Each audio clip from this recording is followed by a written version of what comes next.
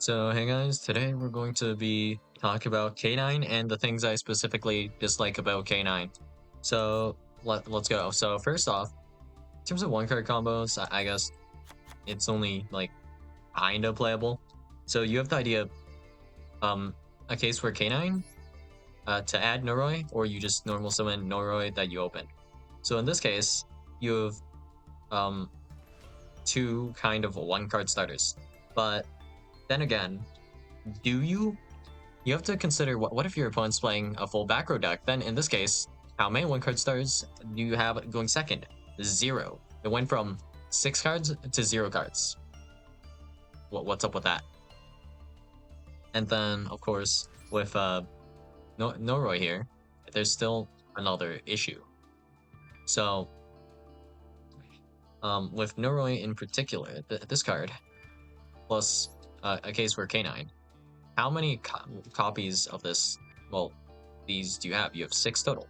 So that's about a 60% chance to open a starter. So if we're just going for one card combos here, then your ability to play it's severely hampered by this because you know there's well we can just round down here. It's not that much, but it's pretty much a 50-50 if you can play the game or not, just based on if you have the one card combo or not. And right now we're only focusing on the idea of kind of pure K9, right? Then when we throw in Jokul, the math on this actually gets a little bit more complicated because now Jokul is actually not even a one card combo itself, right? So normal summon Jokul, add a non-aqua K9 monster from your deck to your hand. So this one, this can only activate if your opponent activated a card from the hand or graveyard, does nothing. Same with this one. So what cards can you special summon? None of them. Literally none. So yeah, this actually is not combo, except when you have another level 5 monster in your hand. So it's any level 5, right? And you can special summon it, and then you can resolve Jokul effect to add Lantern. So if you're able to special summon Jokul, it changes, right? So you can add Lantern here. You can even hold the effect to add Lantern, actually, if you want to play around Droll. So the idea with this is that you go Jokul, other guy, make Ripper effect, detaches Jokul, and then this will add you a copy of Lantern. And they're not negated when they're special summoned, right? So we can go Lantern effect to bring back Jokul, activate Jokul effect here, and I guess since none of your cards do anything, you would probably just add Izuna for next turn. So you have that going, and then you can go Izuna effect, I guess, like next turn. Aside from that, you Lantern plus Jokul to make another rank 5, and kind of just pass turn from there. But if you add a case for K9, this changes a little bit because now we can go with the rank 5 we have here. Now instead, this doesn't play around Joel, does it? I mean, it still plays around Joel because you can just negate it. But yeah, a case for K9 effect to add, I don't know, Lantern, special summon Jokul, same thing as before, but now you have a case for K9. We can do this now to then go grab, I guess, it'll be the two like Nash Knights. So the idea behind this is that you would go, oops. The idea is that you would use the Nash Knight card effects or whatever. Well, we're really struggling here. How do you even spell this? Pause. Let's see. Knight. XYZ. Oh. There's a period there. Oh, okay. Really struggling to spell this. But yeah, the idea here is you would Nash Knight effect to attach, and then you use it'll be Masquerade. Of course, yeah, okay. So it'll be Masquerade, and then you rank it up into essentially Umbral Horror, so it'll be effect here, detach 2, attach 1 guy, And then the other effect here is optional. Does this require 2 materials to activate this? No, just 1.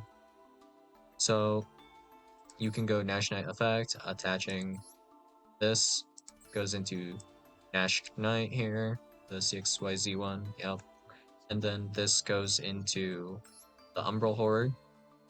And then this has a mandatory effect to pop, but you can just use this to pop a case for K9 so you can set Force Release. And then with Force Release on the next turn, this will be a non-targeting pop. And then you have the effect to hand rip or pop, depending on which K9 card you choose. So you have these two basically. It's just Jax, and then you have Werewolf.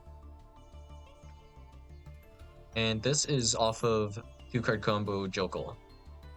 Versus, well,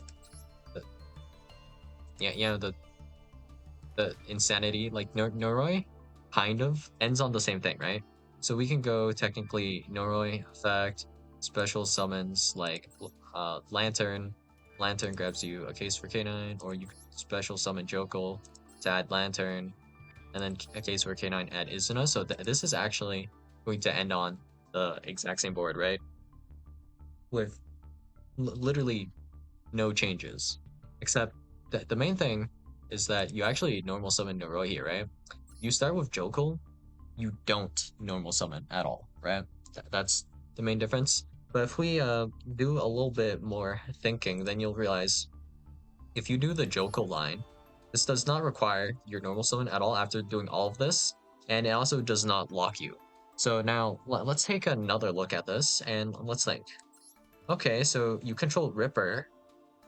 So if we control Ripper here, this now can, well, for whatever our next play is, this can completely protect that because, well, not completely, because technically you have like Impermanent Dominus Impulse, a Purge, but with Ripper, if our opponent doesn't have any of those cards, then we're insulated from like Ash Blossom, Nibiru, Droll, just all of those cards, right?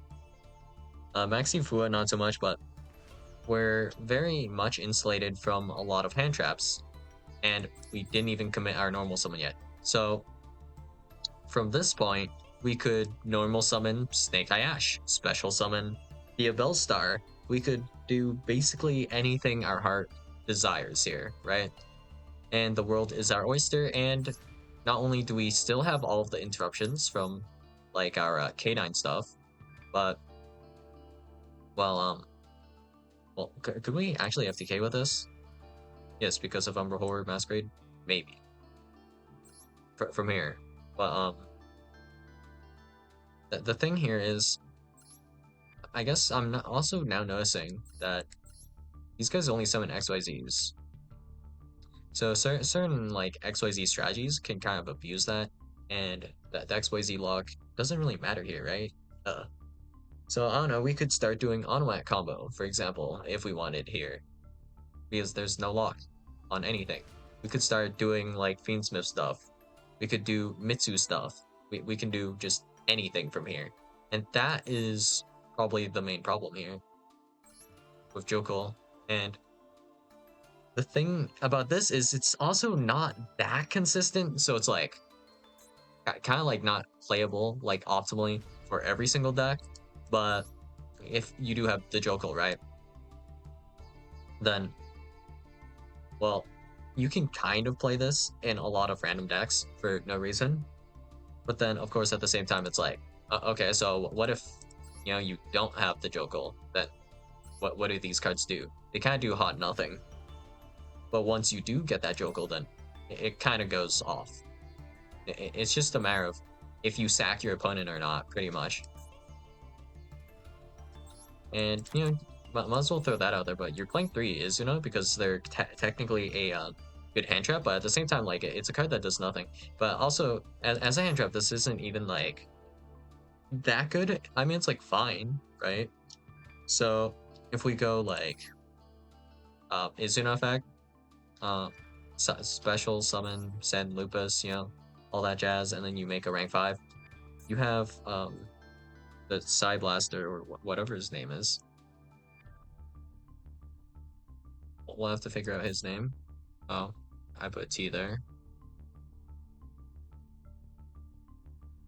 Yep, Valen the Super Psy Sky Blaster.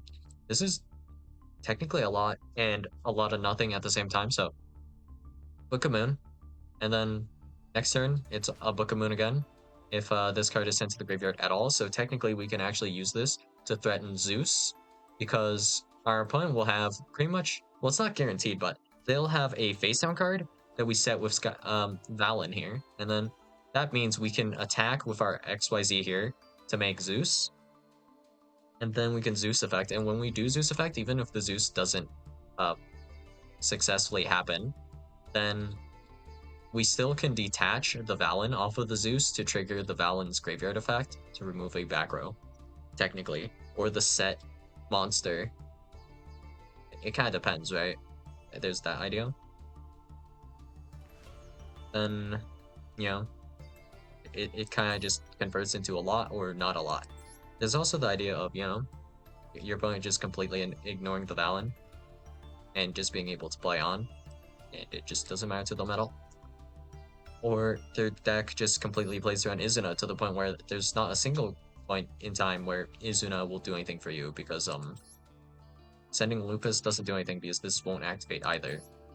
Even if you can special summon Izuna, right? Well, I guess you can technically send Lupus and then special summon it back with Lantern to make a non-targetable XYZ monster, which also this effect's kind of annoying because now you can sometimes play around impermanents kind of like Saki, but whatever. We have the idea of like if you open Jokul plus Lupus, then you can't target Ripper just randomly. Just cool, I guess. But if you wanted to, I guess, to really be degenerate about this, the easiest way to be degenerate about this is you're not playing for like overall win rate, right? So if you abandon going second, for example, and we're able to just kind of abuse Jokul and the K9 cards. So in that case, I don't think we even want 3 Izuna, so we'd probably cut down to 1 Izuna in this case, because this is a going second card and we don't necessarily care about that. So we might even want more copies of Lantern, for example. But yeah, the idea here is now to abandon this, don't play a bunch of hand traps, because they're not necessary for your combo, whatever it is. So we could play this as an FTK actually, because of Umbral Horror effect. Soft once per turn when a monster effect is activated on your opponent's field. Quick effect, detach, negate, halve your opponent's life points. Sure, whatever. You could do this.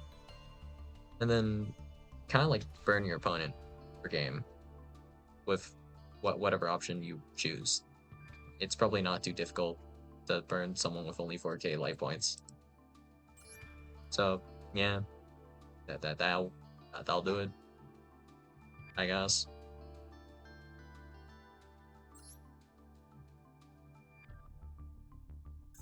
If I recall correctly, like Pyro Phoenix is literally still legal, and Snake Eye doesn't really require their not this guy. Wrong guy. Where's that fusion? Pretty sure it's legal, no? Did they ban it again? I don't think they did. I just have its name wrong then, I think. Yeah.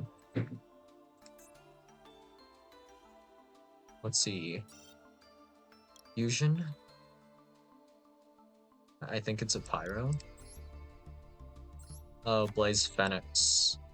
The Burning Bombardment Bird. This guy.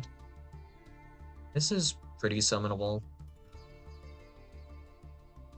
And you can resummon this with Promethean Princess, so like, sure.